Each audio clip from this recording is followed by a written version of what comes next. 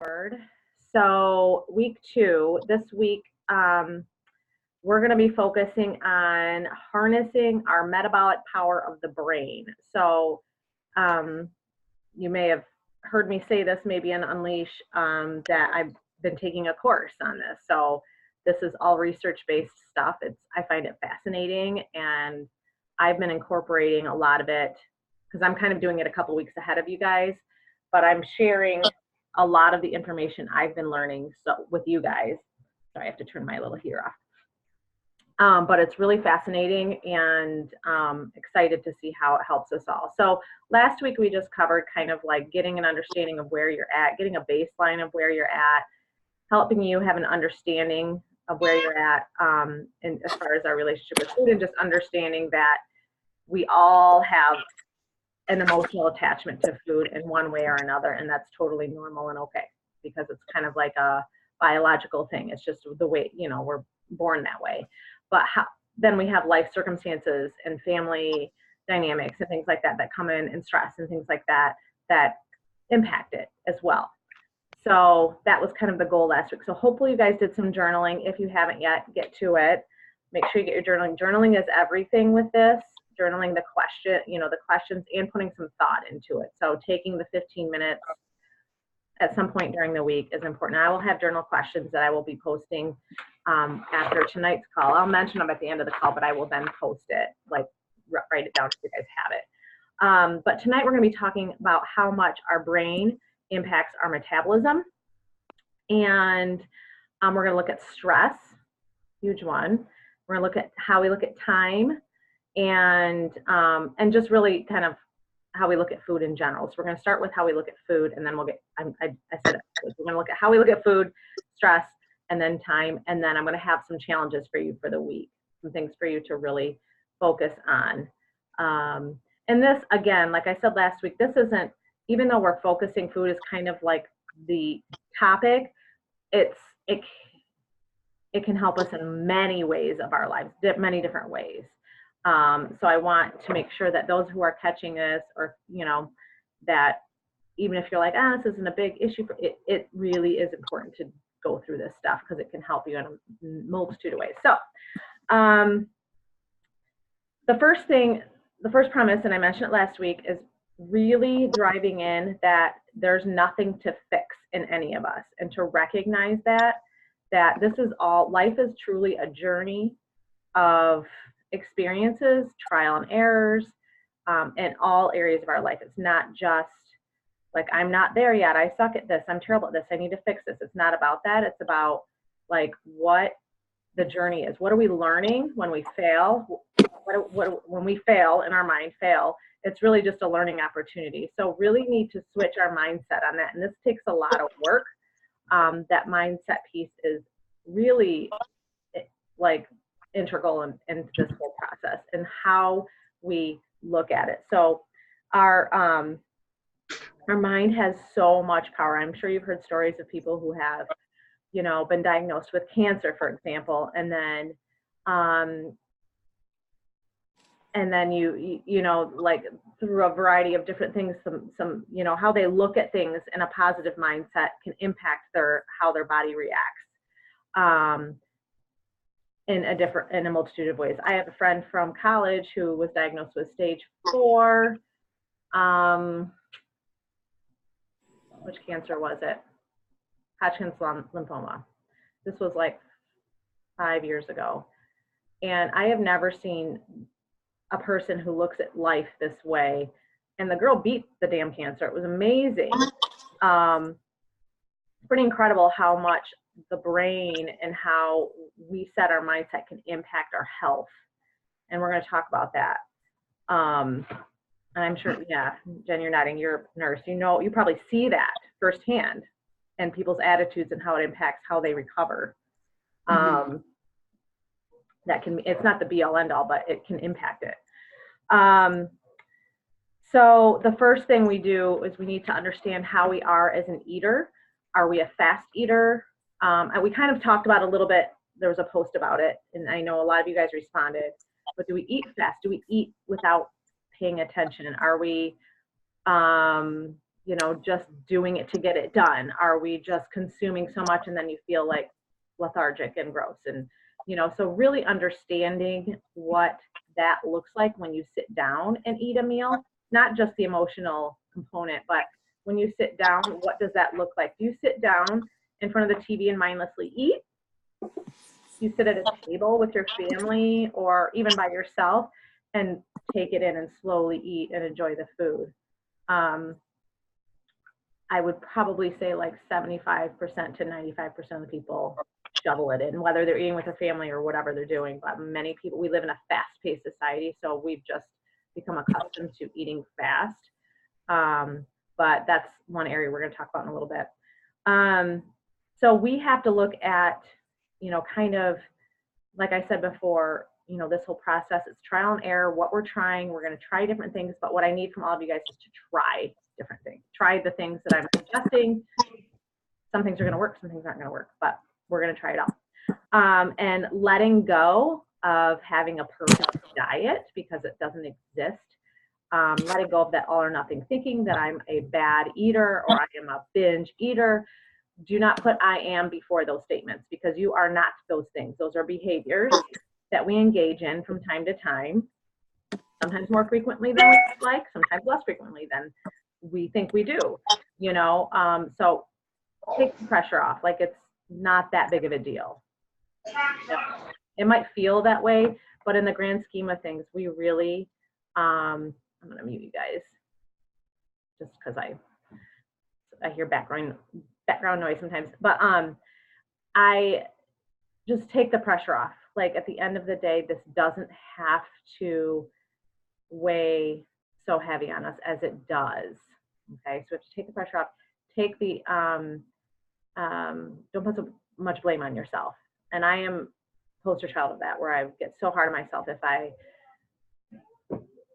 don't know, ate more than I would like, or binge ate, or, you know, didn't follow the plan I was planning on following. Like, let's say I do the 21-day fix or something, and then I fell off the wagon one of the days, and then I would be super hard on myself the next day, and then screw it, I'm just going to blow the rest of the weekend. What's the point? A lot of people do that. And I'm one of those people. But this is more about grace. Like, you fell off the way, like you ate stuff that wasn't on your plan. Like, not that big of a deal. Like, letting go of that pressure. Anyway, let me get off that tangent. So what I want to talk about next is stress. Okay, so there's actually some scientific components to stress and how it impacts our metabolism and our digestion. So, and this is really important, and this is why it's so important that we really address the stress piece in all of us and the overwhelm and all of those things. I know you've heard of fight or flight. This was started way back from the beginning of time, that fight or flight response when you're in danger, or you know, that stress level goes up and you either are going to fight the situation or you're going to flight the situation, right? This goes back to caveman days, all right? And it still is a genetic component of us. So when we're in stress, we literally get in the fight or flight mode. And what happens is our cortisol increases, which then, depending on how high the cortisol increases, that completely, Jen knows all this stuff, it completely shuts down your well, I shouldn't say completely, but it slows down your metabolism significantly. It slows down your digestion significantly. And so when you are, let's say you are following a meal plan to a T, and you're like, I'm not losing the weight. What the heck is happening? We have to look at the stress component, because your metabolism and digestion might not be functioning properly. And of course, there could be some thyroid issues, some things you talk with your doctor or whatever with, but the stress component is an area that we can address, you know, separately, and that it can impact how your food is processed in your body. So that was really, I mean, I always knew that, but when I really started digging into it deeper, I'm like, holy crap, I have noticed that, you know, even like, you know, when it's that time of the month, you know, and your stress levels, you're a little bit more emotional. I've noticed that. I mean, of course, we're a little bit more bloated and things like that, but I've noticed that my body hangs on to things a little bit more, and I'm wondering if that was a component to it. So we have to recognize that at all times, our mind is sort of processing, interpreting multiple events at all, in all areas. And when you think about your life, think about all the things that are going on and how frequently you are tense, you are feeling like, I don't know, I'm going to handle this situation, or feel exhausted or mentally overwhelmed. And all of those things can impact your progress or whatever you're hoping for in regards to your relationship with food and how your body is processing the food. And I think for so long, we've put so much pressure on doing things perfectly that really we're forgetting that we need to relax the hell out, chill out, So we're going to talk about some strategies for that. So now, chronic stress, Jen can probably speak to this too, has some bigger long-term effects on our bodies. And so that's something we really need to take seriously. If you're dealing with stress and it's been going on for a long period of time, it can impact your health in a lot of ways, not just metabolism and all those things. So we have to be really in tune to that, because your brain then thinks, your brain cannot decipher the difference between, let's say you're stressed out because you have you had a difficult interaction with a coworker, as opposed to a burglar coming in your house. That stress, your brain equates them similarly, so it goes into that fight mode, and so it can't decipher the difference. Stress is stress, even though in our mind, our cognitive mind, we can be like, this is not as a big deal as this one, but your mind cannot decipher the difference. And the other interesting thing is that it can change our body chemistry and how our body is sort of compiled. But the good news is we can change that. Okay, we can reverse a lot of this stuff, and changing kind of how we process our world in a different way. So the other thing that happens when you're under a lot of stress is that your body doesn't absorb the vitamins as well as when you're in a state of relaxation. And that's important to know as well. It can affect your hormones, your thyroid, all sorts of areas. So we really need to look at, when we're talking about like health, we need to look at our whole picture, which is why you guys are in this group. That's why you're in Mind Body Soul, because it's about the whole picture here, right? We're trying to look at, our relationships. We're going to be dealing with the money component in January. We're going to be addressing money, our mindset. All of those things are pieces that affect our bodies. And so it's important to recognize that. Okay, so I want to talk a little bit about, let me see if I'm there, time and our management of time. And I don't even really call it management, but it's how our time and what we do with our time. So for example, I'm not talking about all the things you can do in one day. Like, that's not what I'm talking about. It's how you're experiencing each moment in your day. Okay. So this might be something you could do this week, is really just kind of take a litmus test on, when I am in a meeting, what is my body state at that time? What is, when I am interacting with a sibling, when I am getting ready in the morning, what is my emotional, my stress level? What is my state like at that moment? And we've addressed some of this in some of the previous topics we've talked about. And one strategy to use is even just setting a timer on your phone to just do kind of like a quick, inventory of where you're at that moment. You can just set a timer every 2 hours, and it just kind of like, oh, breathe, take a minute, get your body settled, okay? But that is really, really important.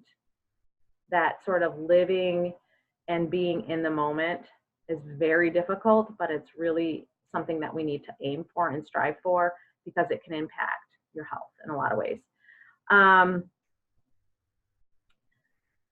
We also need to recognize that when we're in a state of relaxation, that our sense of time can actually sort of slow down. When we're in a state of stress, we always feel like we don't have enough time. Like, I just don't have enough time. I can't get it done. I can't. And then your stress level increases, and then it's just kind of like that hamster wheel. So being able to get yourself in a state of relaxation, even if you start with being intentional with one part of your day when you get home from work, that you intentionally sit down and do some sort of relaxing activity, or just maybe you just sit, maybe you read, I don't know. Start with a moment to be able to start experiencing life a little slower and being able to experience some relaxation is going to teach your body that you can relax. Because when we live in a heightened state of stress, it doesn't take much to tip us up, to tip us over the edge. But when we live in a lower state of relaxation, or we're in that lower level, it takes a lot more to push us over the edge to engaging in behaviors that we don't want to engage in. You know, like drinking too much wine, eating too much food, doing all those sometimes negative coping strategies that we use at times. We've all do them, you know, from time to time. But learning to bring some of that living more in the moment is really important. So let's start with mealtime. Meals. If you feel comfortable, what do meals look like for you? Like breakfast, lunch, dinner? Do you eat your dinner on the way to work? Do you eat through your lunch? Do you sit down with your family? Do you sit in front of the TV for dinner? Like, what does that look like for you guys? I'll give you a rundown of what mine looks like. Breakfast, I drink my shake in the car on the way to work. That's what I do. I do it every day. Lunch, hit or miss. Sometimes I work through my lunch and eat through my lunch. I eat and work at the same time, and I know that's not good. That's something I'm working on because I'm not being intentional about the food. Sometimes I'm shoveling it in because I got to hurry up and go do something else. But really, I need to take an inventory and recognize, do I need to hurry to do the next thing? Is it that imperative, or is it better that I take the time, take the stress break, go sit with my colleagues, eat lunch for 20 minutes, and then, you know, be able to enjoy that. And then dinner time, we do eat as a family, but I am a really fast eater. And that is the second thing that I'm going to be working on, is the speed of which I eat my food is very fast. And then I kind of want to nibble a lot during the night. And so that's hard. Or I want to drink something. So often being wine, but I've really decreased that a lot. Because it's important to find those other things that you can do. But that's where I'm at right now. So I think the goal of where we want to be is where we can sit down, not at every meal. I mean, we don't always have the time to do that, but to be able to sit down, take a deep breath before you eat. Don't eat in front of the TV if you can avoid it. Sometimes we do. It's just the way it is. Try not to eat while you work, but sometimes we have to, and that's just the way it is, and that's okay. But being able to be really intentional about that, and that can transform a lot of things. So does anyone want to share, like, what does your eating style look like? Do you eat on the run? Do you eat multiple times a day? Do you eat like 3 solid meals or 2 big, huge meals? What do you guys do?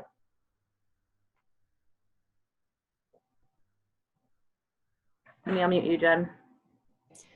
I eat like 6 or 7 times. Okay. During the day. People make fun of me a lot. No, it's good. Well, somebody at work asked me one time if I woke up in the middle of the night to eat like a baby. Like sometimes I wake up hungry. Yes. I don't eat, but metabolism is moving though. Yeah. You're hungry, which means your metabolism is working for you. Right. So I get up earlier than everybody because I got to be out of the house by 6 to get to work on time. But I have my shake in the morning, and usually like a piece of toast. And I have a game that I play on my iPad actually, and it actually makes me eat slower. Awesome. Yeah. So because I'm kind of multitasking, which probably isn't good. But then at work, I make it a point, and everyone knows that I need to eat or I'll get hangry. And they notice, like, have you eaten yet? No, I have not. And they tell me to go. So, and that's usually like around 9:00. That's my lunch. And I always eat my lunch, whatever I bring for lunch then, like in the break room, no phone. Sometimes I get interrupted because things sometimes can't wait, but most of the time I'm able to have that time to just eat. And then after the residents have their lunch, I will typically go have like a snack in my office. I usually work through that snack just because I've always got a lot of paperwork to like keep up with and that kind of thing, or orders or whatever that I have to do. So I eat through that, but it's usually like finger foods, like fruit and vegetables, almonds, a slice of cheese or whatever. And then I eat on the way home in the car. Like I heat my food up, whatever it is, breakfast burrito or whatever, before I leave. And then I eat on the way home. And then I do my workout. And then you eat again? Eat again. I love it. We usually sit down. Sometimes the kids are hungry when they get home before I do my workout. So they'll eat whatever my mom cooks, they'll eat, and then I'll eat after them. But we do try to sit down most of the time. It's really important to me. We always sat down when I was a kid as a family together, so it's important to me to sit down as a family now. Awesome. So if there was, I think the amount of times that you eat is awesome. I think it's, with the students I work with, so many kids come to school not eating breakfast. And I get the whole intermittent fasting thing, that's the craze right now, but I just don't like it. I just feel like we have to fuel our brains. We have to fuel our bodies. Our metabolism is depending on it. And like you said, like you can get hangry. I get hangry, and people need to let go of the calorie piece and just recognize, like, I need to nourish my body right now and I need to enjoy it. And that's part it looks like we lost Stacy. And so I like that you do those things. And it sounds like you are relatively intentional about when you eat too. When you're not like trying to do 1,000 things and you can eat slow. How about you, Melissa? So I usually have my shake in the car as well. I eat multiple times a day too. Like I will be the one in the meeting with like my container of something. So usually during my snacks, I will just keep working. During lunch, I try really hard to like actually take my half hour, like lock my computer. We're in a cubicle. I mean, I don't really have a space to walk away from that, but I will try to lock my computer and turn away from it so that I'm not seeing the emails coming in. I'm not seeing other things, but I usually do play, like that's my time to be on social media. I usually scroll through Facebook or something because I'm not during the work while I'm working. Sometimes I don't. It just kind of depends on the day. But then for dinner, it's just me, and I don't have a dining room table. So I tend to sit in front of the TV, which is terrible because I also eat fast and I eat mindlessly. So it's something that I need to figure out how to kind of work around and get away from that. So yeah, and that can be that is tricky, and it's a hard habit to break because I'm the same way. Like I said, I would try to eat together as a family. Now we have busy like activities and things like that, so sometimes I'm like, let's go, it's here, blah blah, and then come home, and then it just feels comforting to eat or drink something in front of the TV.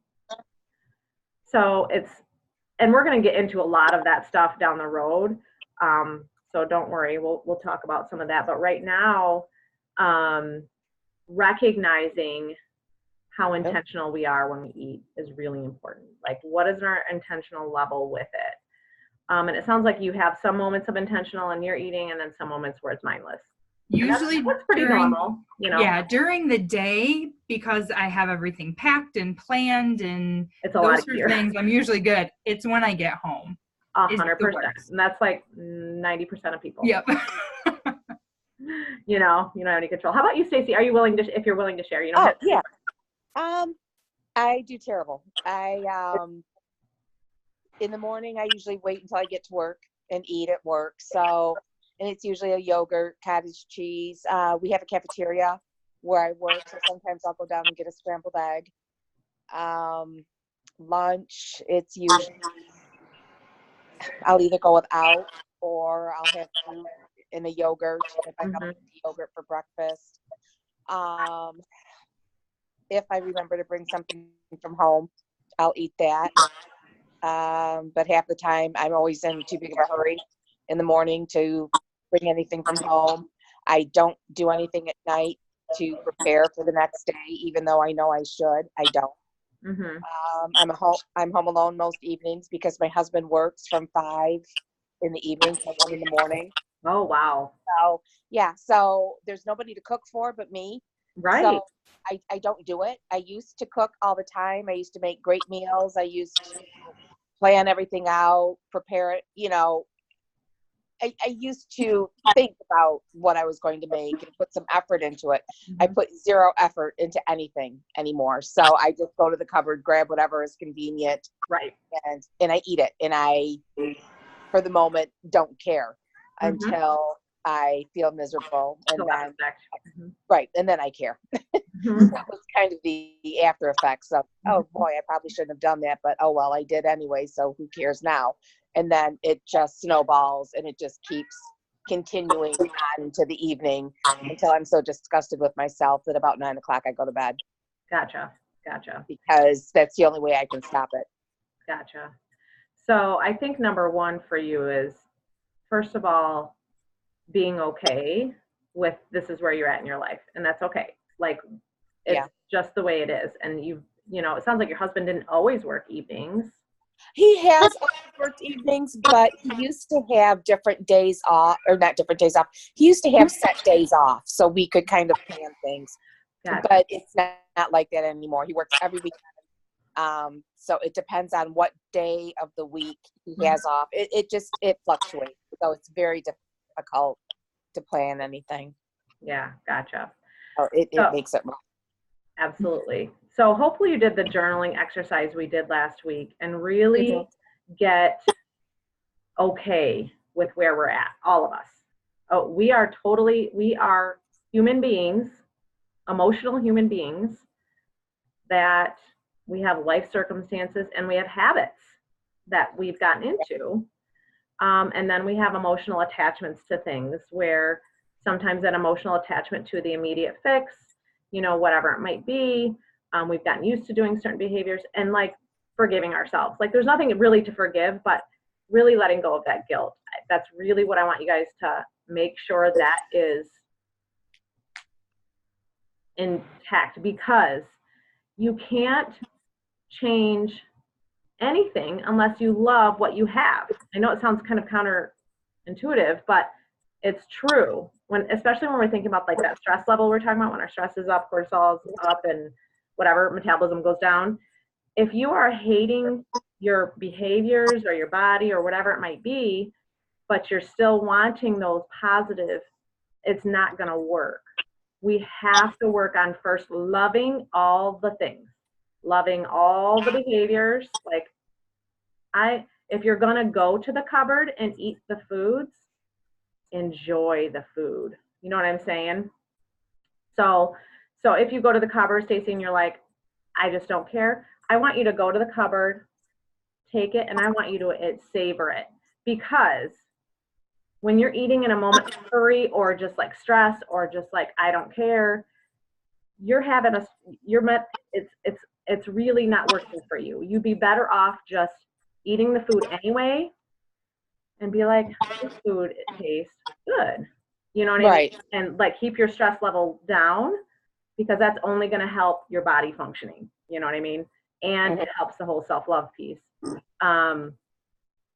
So that's really important. So this isn't about stopping what you're doing or anything. We'll progress to whatever you want to go at some point. But right now, really, you know, and that goes for anything, whether it's healthy food, whether it's, you know, unhealthy food, or if you're eating too much food. Like if you make a decision to do it, like really choose it.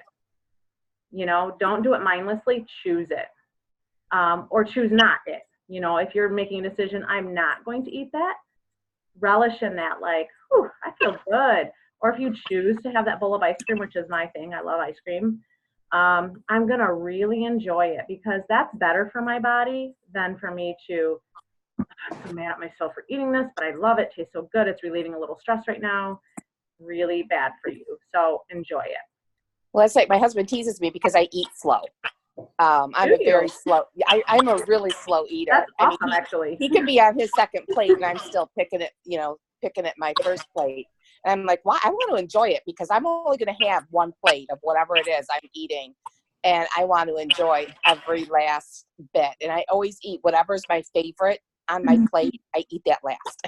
I always favorite for last. And I don't know why I do that, but I just always have. And I think my problem is too with my weight is that I don't eat enough. Yep. I'll go all day without eating, and then all of a sudden it'll be 4 o'clock and it'll be like, oh my gosh, I haven't eaten yet today. And then I feel like I have to make up for lost time. I feel like all of a sudden I haven't consumed any calories. So now I'm going to eat all those calories. Plus I'm going to double that or triple that, because now I'm so hungry I could chew my arm off. So, so even though I know what to do and I know how to do it, I don't do it. And that's part of the problem. Right. It's just being disciplined. And that's well, it's not, I don't want to say it's not about discipline, because there's a piece of discipline in it, but I think really understanding all the pieces will help too, because you might be subconsciously feeling bad from the night before, maybe binging a little bit, and then I'm not going to eat this morning, or maybe you're truly not hungry first thing in the morning. Right. And that happens too. And then you go, and then all of a sudden it's 3 o'clock in your body. It's not just your mind. Your body is craving the nutrients, and that's why I don't like intermittent fasting. Sorry if you guys have tried it and like it, whatever. That's part of the reason, because I think there's such a mental component there where you're like, I haven't eaten this, and your body is like, I've gone 16 hours without a nutrient. That just, I think it's a recipe for disaster. When I tried intermittent fasting before, it was exactly that, Stacey. I would be like 3 o'clock. I was like ready to eat my arm off. I would just eat everything in sight. Right. And I felt like, I don't care that I ate a day's worth. And usually it was more than, because when you're that hungry, I swear I lose all sense of like rational thinking. I'm right. Like, okay, yeah, this is about what I need to eat. Right. Yeah. So you're not as rational about it. And then also, you're not hungry in the morning. Your metabolism isn't kicking as fast. You want to feel hungry in the morning. You want to feel like ready for that next meal. And that's part of it too. So, anyway, I love that you eat slow. I think that's fantastic. So that is definitely a good thing going in your favor, because that's what one of the things I'm going to challenge all of you is to be intentional when you do eat. Choose to eat and really take the time to enjoy it. Even if you're sitting in front of the TV, that's fine. I'm not telling you not to sit in front of the TV, but make sure you know what you're doing. If you're going back and you're going to get a bowl of popcorn or whatever, chips, I don't care. Enjoy it. Okay? I'm not telling you not to eat it. Because what's going to happen is you're training your brain to choose things. And when you're training your brain to choose things, you're strengthening the choosing muscle in your brain, which means you're going to get stronger at not choosing it too at some point. When you're intentional about your choices and you are saying consciously, I know that, maybe health-wise, it's not always the best for me, but I'm going to choose it anyway because I really would like to taste this right now. And I'm going to intentionally enjoy it. Through time, you're going to start recognizing that you're going to intentionally choose. Maybe I'm going to go choose and go for a walk with the dog, or go take a nice bath. That you will start choosing some of the other things that we're going to be talking down the road as a way to handle whatever emotion you're going through. Because as I think you guys all saw my video and unleash on the food thing is that we're all emotional eaters. Like, it's okay to use food to help us emotionally, but it can't be the only thing. It can be something we use sometimes, but it can't be the only thing we turn to or the main thing we turn to when we're stressed, overwhelmed, tired, angry, happy. It needs to be just one component alongside with like 20 other things. You know what I mean? So anyway, the point is we're going to strengthen our choose muscle, like choosing the food and being intentional about it. Yes. You need something? Oh, okay. Okay. So the other thing I want to challenge you this week is if you are dealing with a lot of stress. Do you guys have stress in your life? Sometimes. We all do at some point. Anyway. Yeah, my car got hit by a school bus, so yeah. Wait, you got hit by a school bus? Well, yeah.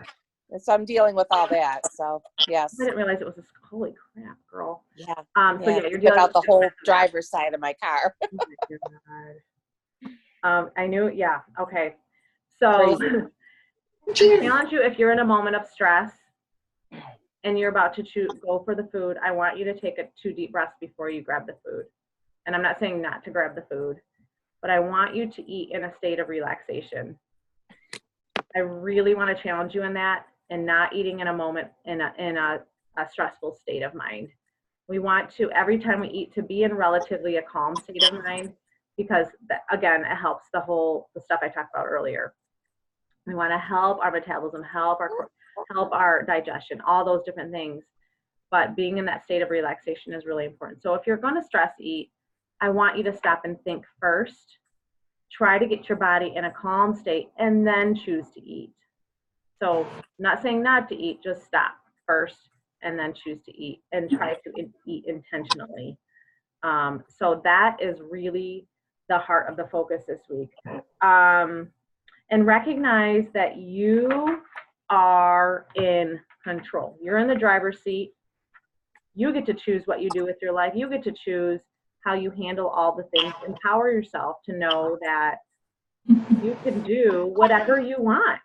Really, at the end of the day, anything is possible in how you handle all this stuff. We're going to strengthen the muscles to make it easier for you to do it, but you are fully capable of all the things.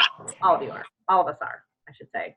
We're all capable of all the things. We just pattern certain things we've done over patterns of behaviors that have just been engraved. So we're undoing some of those things, but we're keeping some of the things, and we're also giving ourselves a lot of grace. And like it doesn't have to be that big. Like, it's okay. We're gonna be okay. We're not bad people, no matter what happens. But really want you all to work on that stress level. Let me see here. What are some of the other things? I have some notes.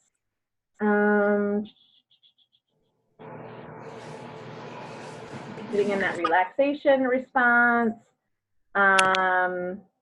Staying out of that survival mode is definitely important. Choosing to eat it.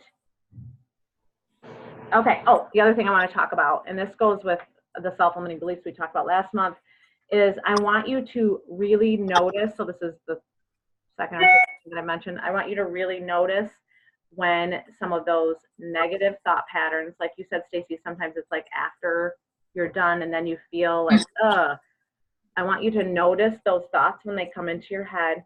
Do not allow them to stay for longer than 90 seconds. Okay, so if you start getting into a negative thought pattern, I want you to consciously stop yourself.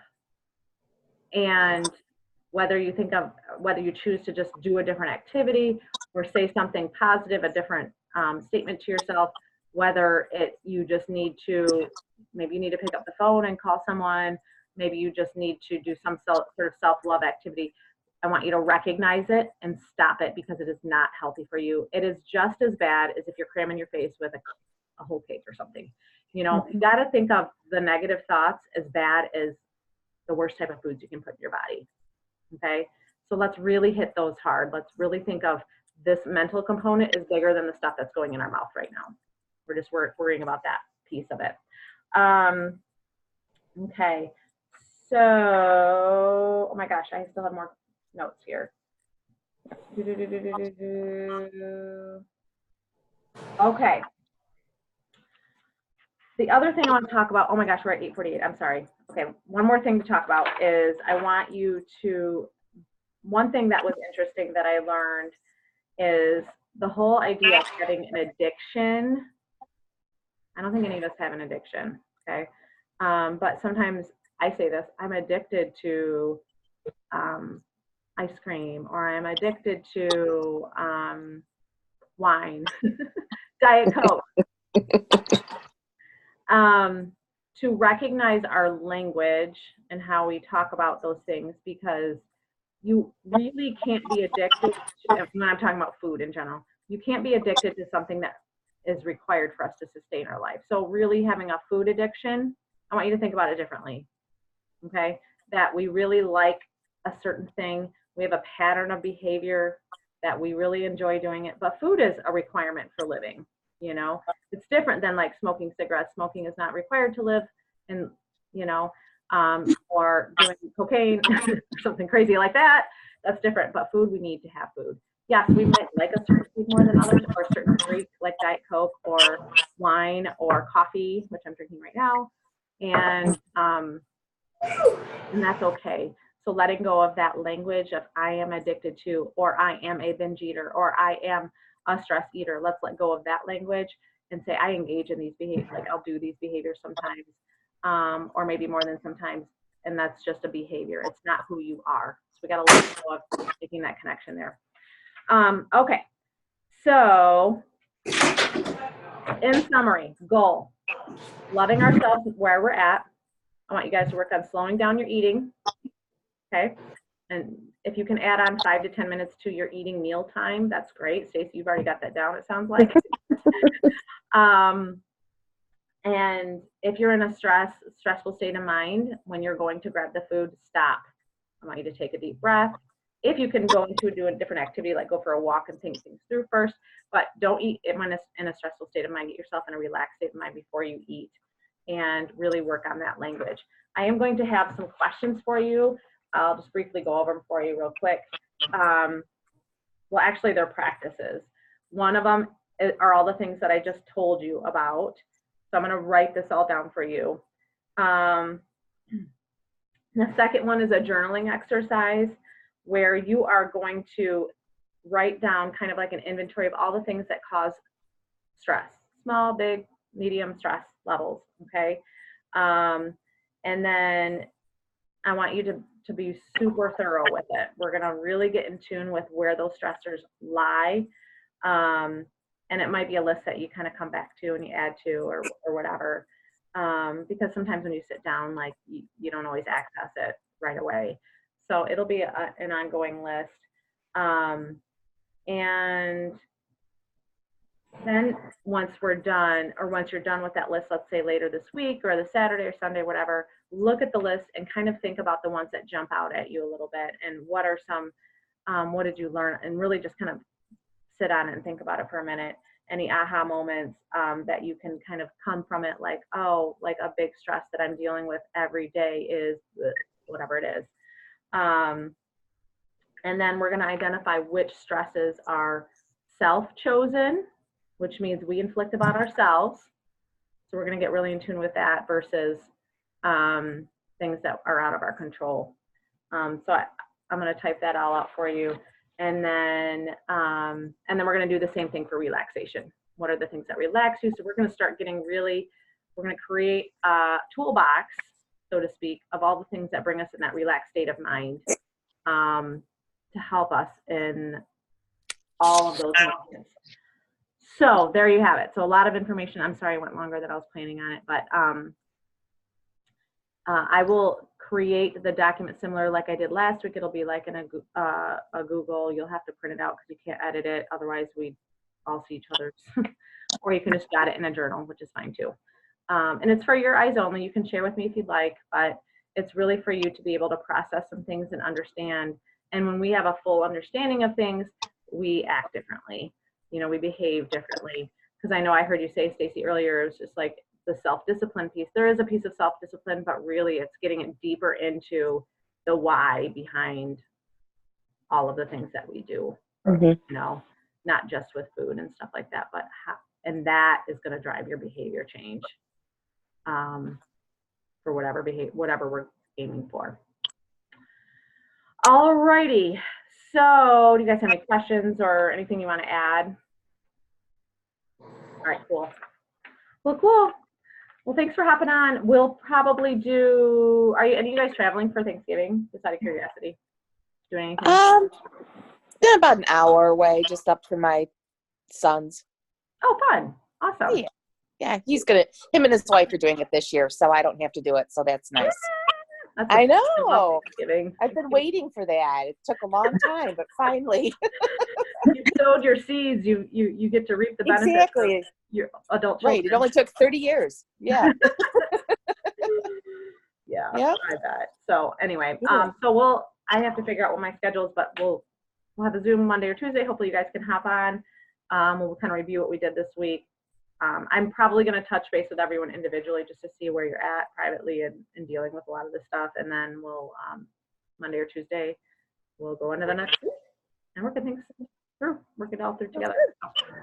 All right, ladies, have an awesome night. And I will see you in the group then. All right. Sounds good. Bye. All right, bye, guys. Bye.